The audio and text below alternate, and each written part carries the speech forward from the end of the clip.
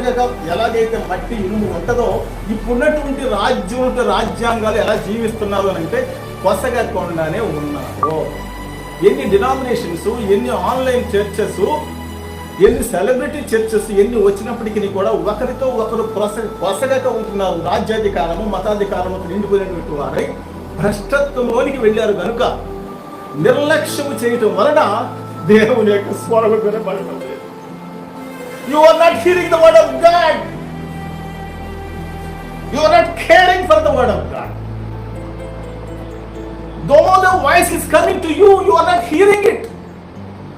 Even if you are hearing it, you are not remembering to do the will of God. దేవుని యొక్క చిత్తము చేయటానికి నువ్వు జాగ్రత్తగా తీసుకోవటం లేదు. పర్వాలేదులే అనుకుంటున్నావు. అందరినీ కాపాడుతున్నాడు, నన్ను కూడా కాపాడుతున్నాడు, నాకు భయం ఏంటి, ఇంకా నా కోసం ప్రార్థన చేసేటువంటి వాళ్ళు ఉన్నారు, సేవకులు ఉన్నారు.